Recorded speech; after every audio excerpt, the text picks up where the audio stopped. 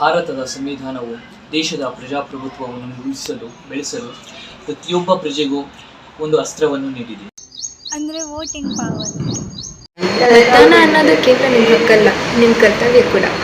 ಇದೇ ಏಪ್ರಿಲ್ 26 ಮತ್ತು ಮೇ 7ನೇ ತಾರೀಕು ಕರ್ನಾಟಕದಲ್ಲಿ ಮತದಾನ ನಡೆಯಲಿದೆ. ದೇಶದ ಒಳಿತಿಗಾಗಿ ಉತ್ತಮವಾದ ಮತ್ತು ಸುಚಾರಿತ್ರವುಳ್ಳ ಜನಪ್ರತಿನಿಧಿಯನ್ನು ಆಯ್ಕೆ ಮಾಡಬೇಕಾದದ್ದು ನಮ್ಮೆಲ್ಲರ ಹೊಣೆಯಾಗಿದೆ. ಮತದಾನದ ಹಬ್ಬನ ವಿಜೃಂಭಣೆಯಿಂದ ಆಚರಿಸಿ, ಹಾಗೆ ನಿಮ್ಮ ಹಕ್ಕನ್ನು ಚಲಾಯಿಸದೆ ಬಿಡಬೇಡಿ. ನಿಮ್ಮ ಒಂದೊಂದು ಓಟು ಕೂಡ ಅಮೂಲ್ಯವಾದದ್ದು. ದೇಶದ ಮುಂದಿನ 5 ವರ್ಷದ ಭವಿಷ್ಯ ನಮ್ಮ ಓಟ ಮೇಲಿದೆ. ನೀವು ವೋಟ್ ಮಾಡಿಲ್ಲ ಅಂದರೆ ನಿಮ್ಮ ಓಟನ್ನು ಬೇರೆ ಯಾರಾದರೂ ದುರುಪಯೋಗ ಪಡಿಸ್ಕೊಬೋದು. ದೇಶದ ಪ್ರಜ್ಞಾವಂತ ನಾಗರಿಕನಾಗಿ ಸೂಕ್ತ ಅಭ್ಯರ್ಥಿಯನ್ನು ಆಯ್ಕೆ ಮಾಡೋದಕ್ಕೋಸ್ಕರ ವೋಟ್ ಮಾಡಿ. ಡೇಟ್ ನೆನಪಿದೆ ತಾನೆ?